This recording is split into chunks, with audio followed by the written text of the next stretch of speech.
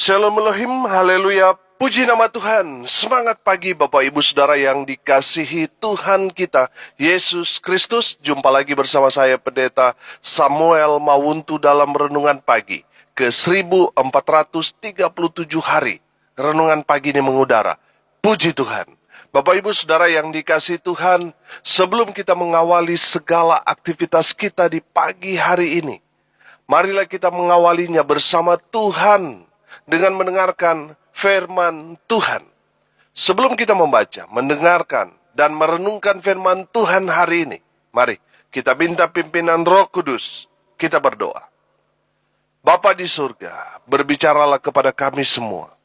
Pakai firman Tuhan ini untuk menegur kami, menasihati kami, menguatkan kami, meneguhkan iman percaya kami, dan menuntun kami, supaya kami terus berjalan di jalan Tuhan yang benar, dan pakai firman Tuhan ini untuk memberkati kami semua.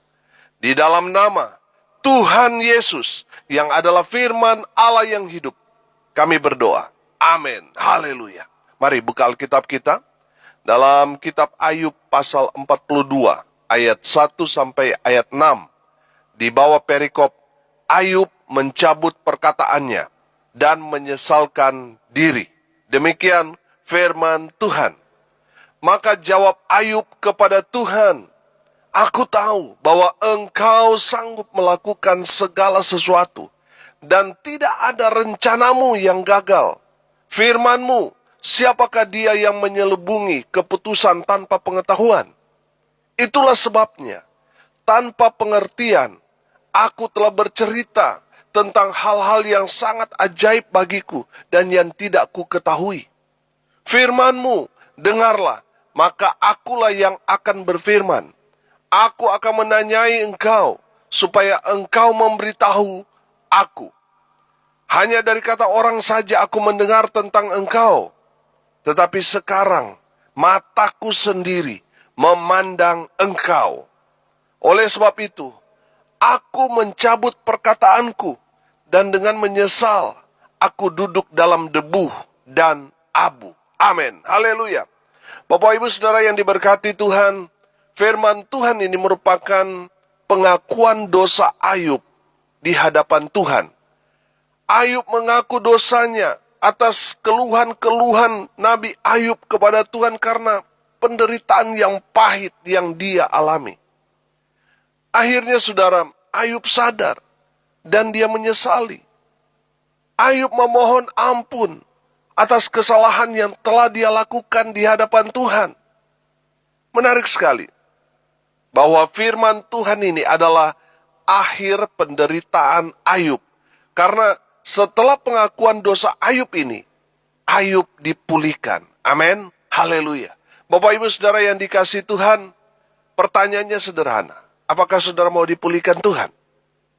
Kalau saudara mau dipulihkan Tuhan, mari kita belajar dari ayat-ayat ini. Saya belajar ada langkah-langkah yang dilakukan Nabi Ayub menuju pemulihan. Saudara mau dipulihkan? Mari kita belajar dari Ayub. Mari kita melangkah menuju pemulihan. Langkah yang pertama, sadarlah, bertobatlah. Amin. Saudara perhatikan ayat 1 dan ayat 2 di sana. Maka jawab Ayub kepada Tuhan, "Aku tahu bahwa Engkau sanggup melakukan segala sesuatu, dan tidak ada rencanamu yang gagal." Haleluya. Bapak Ibu Saudara yang dikasihi Tuhan, Nabi Ayub sadar bahwa rencana Tuhan tidak pernah gagal. Amin. Sekalipun mungkin bagi pandangan orang Ayub hancur lebur, kehilangan segalanya. Sepertinya bagi pandangan orang pada saat itu, Tuhannya Ayub tidak bisa menolong Ayub. Nabi Ayub sadar bahwa rencana Tuhan dalam hidupnya tidak pernah gagal. Amin. Haleluya. Bapak Ibu Saudara yang dikasihi Tuhan, mungkin saat ini saudara mengalami hal yang sama seperti yang Nabi Ayub alami. Saudara sudah hidup di jalan Tuhan, tapi tiba-tiba masalah datang menyerang, datang bertubi-tubi. Saudara kehilangan segalanya. Mungkin saudara bertanya, kenapa Tuhan ini harus terjadi ketika saya mau mengambil keputusan untuk mengikut dan melayani Tuhan. Saudara mengalami banyak tantangan dan persoalan silih berganti menghampiri saudara. Dengar baik, jangan mundur, jangan menyerah, tetaplah setia, tetap kuat dalam mengikut dan melayani Tuhan. Amin. Haleluya. Karena pencobaan-pencobaan itu datangnya dari si iblis. Iblis mau saudara mundur. Iblis mau saudara menyerah dan berubah setia dan berakhir meninggalkan Tuhan. Itu rencana iblis kepada saudara. Itu tujuan pencobaan dari iblis. Kalau saudara tetap maju dalam Tuhan, tetap setia, tetap kuat sampai akhirnya, itu berarti saudara lulus ujian. Amin. Haleluya. Hanya mereka yang tahan uji, yang bisa mencapai garis akhir dan mendapatkan mahkota dari Tuhan. Haleluya. Bapak ibu saudara yang diberkati Tuhan, sadarlah bahwa Tuhan sanggup melakukan segala sesuatu. Dan tidak ada rencana Tuhan yang gagal. Amin. Jangan mengeluh. Kenapa Tuhan begini? Kenapa saya mengalami ini? Kenapa dan mengapa dan seterusnya? Jangan saudara. Bagi pandangan manusia, Ayub sudah hancur, sudah gagal. Tetapi di mata Ayub, Ayub tahu rencana Tuhan tidak pernah gagal. Amin. Haleluya. Iblis mau menghancurkan rencana Tuhan dalam hidup saudara. Melalui apa? Pencobaan-pencobaan yang ditawarkan kepada kita. Oleh sebab itu saudara yang dikasihi Tuhan, sadarlah. Tetaplah bertahan, tetaplah kuat di dalam Tuhan. Amin. Kalau saudara mau dipulihkan Tuhan, sadarlah bahwa rencana Tuhan tidak pernah gagal. Rencana Tuhan selalu indah pada waktunya. Haleluya. Yang kedua, saudara, langkah yang kedua, bertobatlah. Saudara perhatikan ayat 3. Firman-Mu, siapakah dia yang menyelubungi keputusan tanpa pengetahuan? Itulah sebabnya, tanpa pengertian aku telah bercerita tentang hal-hal yang sangat ajaib bagiku dan yang tidak ku ketahui. Amin. Bapak ibu saudara yang dikasihi Tuhan, Nabi Ayub mengakui kesalahannya dan dia mengambil langkah yang kedua, bertobat. Amin. Ada berapa banyak orang Kristen yang sudah tahu salah, sudah tahu hidup cemar dalam dosa dan lain sebagainya, tetapi tidak mau mengakui kesalahannya. Ini masalahnya. Kalau mau dipulihkan, saudara harus mengakui kesalahan dan mengambil langkah bertobat. Amin. Bertobatlah. Artinya tinggalkan semua perbuatan-perbuatan yang tidak sesuai dengan firman Tuhan. Tinggalkan itu semua. Dan sekarang mari melangkah ke jalan yang terang itu, yaitu firman Tuhan. Pertobatan adalah salah satu langkah menuju pemulihan. Kalau saudara mau dipulihkan, bertobat dari sekarang. Amin. Ayub bertobat. Sehingga Tuhan memulihkan keadaan Ayub lebih daripada sebelumnya. Amin. Saudara mau dipulihkan, bertobatlah. Yang ketiga, langkah yang ketiga, dengarkan firman Tuhan. Amin. Ayat 4, firman-Mu, dengarlah, maka akulah yang akan berfirman. Amin. Haleluya. Bapak ibu saudara yang diberkati Tuhan, dengarkan firman Tuhan. Amin. Itu dasar hidup orang percaya. Dengan mendengarkan firman Tuhan, maka saudara akan kuat. Ketika ada dalam keadaan yang terpuruk sekalipun, saudara akan kuat karena saudara pegang firman Tuhan. Amin. Saudara, kenapa kita harus mendengarkan firman Tuhan? Karena firman Tuhan itu adalah kekuatan bagi kita orang percaya. Amin. Firman Tuhan itu ibarat makanan rohani. Kalau kita tidak makan sehari saja kita lemah, saudara. Apalagi kalau kita tidak makan seminggu, sebulan, setahun, almarhum kita. Betul? Saudara yang dikasihi Tuhan, sesibuk apapun kita, jangan sampai satu hari tidak mendengarkan firman Tuhan. Sempatkan waktu kita sehari mendengarkan, membaca firman Tuhan. Amin. Saudara perhatikan, kita bisa mendengar radio berjam-jam. Bisa mendengarkan suara kekasih hati kita. Ketika kita telepon itu bisa berjam-jam, saudara. Kita bisa menghabiskan waktu yang begitu lama untuk nonton YouTube, main game, dan lain sebagainya. Jangan sampai kita tidak ada waktu untuk membaca dan mendengarkan firman Tuhan. Ambil waktu untuk mendengarkan firman Tuhan, untuk menjadi dasar ketika saudara melakukan segala sesuatu. Seharian saudara, pagi-pagi saudara harus mendengarkan firman Tuhan. Harus membaca firman Tuhan sebagai dasar pegangan hidup saudara dalam kegiatan saudara, perjalanan hidup saudara selama sehari itu. Sudah perhatikan, kunci keberhasilan orang Israel ketika mereka maju dalam peperangan, mereka harus mendengarkan suara Tuhan, yaitu firman Tuhan yang disampaikan Tuhan kepada nabinya. Ketika mereka mendengarkan firman Tuhan untuk pergi maju, berarti mereka harus maju. Amin. Kalau firman Tuhan perintahkan mereka untuk berdiam diri, tapi mereka maju, mereka akan kalah. Sekalipun mereka tentaranya banyak dan musuh mereka sedikit, Israel pasti kalah. Kenapa? Karena mereka tidak mendengarkan firman Tuhan. Dari pengalaman Israel kita belajar bahwa kita harus mendengarkan firman Tuhan dan melakukannya, supaya saudara menang dalam peperangan saudara. Amin. Jangan hanya mendengar, tetapi tidak melakukannya, sama dengan nol besar. Kita harus mendengarkan firman Tuhan dan juga melakukannya di dalam kehidupan kita. Amin. Kalau saudara mau dipulihkan, dengarkan firman Tuhan dan lakukan itu dalam kehidupan sehari-hari saudara. Maka saudara akan dipulihkan Tuhan. Haleluya. Langkah yang keempat, akuilah Tuhan. Saudara perhatikan ayat 5. Hanya dari kata orang saja aku mendengar tentang engkau.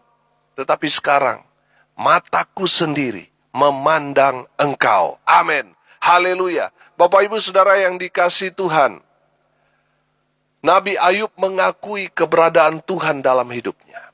Amin. Saya menangkap pesan firman Tuhan ini begini. Melalui tantangan, persoalan, penderitaan, penganiayaan yang Ayub alami, dia berjumpa dengan Tuhan. Amin. Ada berapa banyak orang Kristen justru nanti ketemu Tuhan secara pribadi ketika ada di masa-masa yang sulit. Saudara baca ayat-ayat sebelumnya. Tuhan berbicara kepada Ayub dalam badai. Amin. Di sini saya menangkap pesan bahwa sekalipun Tuhan mengizinkan dan memberikan kuasa kepada iblis untuk menguji iman Ayub, tapi Tuhan tidak serta-merta lepas tangan. Amin. Tuhan tidak lepas tangan. Saudara yang dikasihi Tuhan, Tuhan selalu menyertai Ayub. Amin. Dia adalah Allah yang setia, yang tidak pernah meninggalkan kita berjalan sendirian. Dia adalah Immanuel, Allah beserta dengan kita. Amin. Nabi Ayub mengakui, hanya dari kata orang saja aku mendengar tentang engkau. Tetapi sekarang, mataku sendiri memandang engkau. Haleluya. Bapak Ibu Saudara yang dikasihi Tuhan, kitab Amsal 3 ayat 6 berkata, akuilah dia dalam segala lakumu, maka ia akan meluruskan jalanmu. Haleluya. Bapak Ibu Saudara yang dikasihi Tuhan, kalau saudara mau dipulihkan Tuhan, akuilah Tuhan dalam hidupmu. Maka Tuhan akan memulihkan keadaan saudara. Haleluya. Yang terakhir, yang kelima, langkah yang kelima, rendahkanlah dirimu. Ayat 6. Oleh sebab itu aku mencabut perkataanku dan dengan menyesal aku duduk dalam debu dan abu. Amin. Bapak Ibu Saudara yang diberkati Tuhan, Ayub menyadari kesalahannya. Dia merendahkan dirinya di hadapan Tuhan dan sesamanya. Amin. Dia duduk dalam debu dan abu sebagai tanda Ayub merendahkan dirinya di hadapan Tuhan. Haleluya. Bapak Ibu Saudara yang diberkati Tuhan, kalau saat ini saudara direndahkan, dihina, dicaci maki, difitnah, tidak dihargai, tidak dihormati, Tuhan mau saudara belajar rendah hati. Amin. Jangan marah, jangan tersinggung, jangan emosi. Karena marah, tersinggung, emosi itu karakter yang dimiliki orang yang tinggi hati. Saudara belajar rendah hati. Amin. Karena orang-orang yang rendah hati akan ditinggikan Tuhan. Haleluya. Ada beberapa banyak orang yang ketika ditegur, direndahkan, dihina, dicaci maki, difitnah, marah, tersinggung, dan emosi. Saudara, kalau saudara mau dipulihkan Tuhan, Tuhan mau saudara belajar rendah hati. Ketika saudara belajar rendah hati, Tuhan akan memulihkan keadaan saudara. Mungkin dulu saudara sangat-sangat diberkati, punya segalanya, tapi saudara sombong. Dan Tuhan izinkan saudara digoncang dengan pergumulan, persoalan, penderitaan, penganiayaan, sampai akhirnya saudara ada di titik yang paling rendah dalam hidup saudara. Dulu saudara punya segalanya, punya kuasa, punya kekayaan. Tapi sekarang saudara tidak punya apa-apa lagi. Dan Tuhan mau saudara belajar rendah hati. Supaya apa? Supaya saudara dipulihkan Tuhan. Di saat saudara dipulihkan Tuhan, saudara harus tetap rendah hati. Amin. Saya belajar begini. Orang yang tersinggung ketika ditegur, orang yang marah ketika direndahkan adalah orang sombong. Dan orang sombong tidak akan pernah dipulihkan. Mereka akan dihancurkan. Ego mereka. Mereka akan direndahkan dan dipermalukan Tuhan. Kalau saudara mau dipulihkan Tuhan, belajar rendah hati. Amin. Haleluya. Saudara yang dikasihi Tuhan, pertanyaan saya sederhana. Apakah saudara mau dipulihkan Tuhan sama seperti Ayub? Dia dipulihkan Tuhan 2 kali lipat. Amin. Kalau saudara mau dipulihkan, hari ini kita belajar. Ada 5 langkah menuju pemulihan. Langkah yang pertama, sadarlah. Saudara sadar bahwa kita ini hanya debu, saudara. Kita nggak ada apa-apanya di hadapan Tuhan. Jangan sok. Sadar, tahu diri. Amin. Kalau saudara mau dipulihkan, sadar. Kita nggak ada apa-apanya di hadapan Tuhan. Sekali Tuhan pencet urat kita, langsung stroke mati kita. Makanya sadar. Kalau saudara mau dipulihkan, sadar. Pak, sadar. Bu, sadar. Bro, sis, sadar. Yang kedua, langkah yang kedua, bertobatlah. Amin. Saudara yang dikasihi Tuhan, tobat. Tuhan sudah mau datang. Jangan lagi hidup dalam dosa, bertobatlah. Kalau saudara mau dipulihkan, bertobat. Langkah yang ketiga, dengarkan firman Tuhan. Jangan mendengar apa kata orang. Dengarkan kata firman. Masa saudara lebih dengar kata orang daripada kata firman? Bagaimana saudara mau dipulihkan? Kalau saudara mau dipulihkan Tuhan, dengarkan firman Tuhan. Amin. Yang keempat, langkah yang keempat, akuilah Tuhan. Saudara yang dikasihi Tuhan, jangan bangga dengan ilmu yang saudara miliki, dengan harta yang saudara punya. Jangan.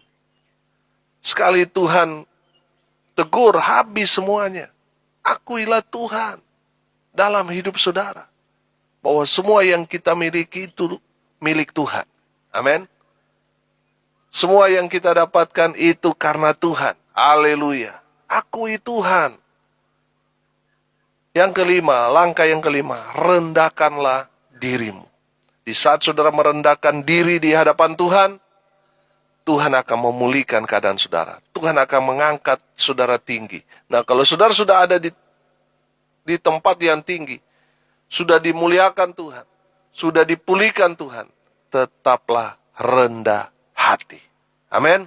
Maka saya percaya, kalau 5 langkah ini kita lakukan, saya percaya hidup saudara pasti dipulihkan. Rumah tangga saudara pasti dipulihkan. Pergumulan persoalan perekonomian saudara pasti Tuhan pulihkan. Amin. Mari kita berdoa.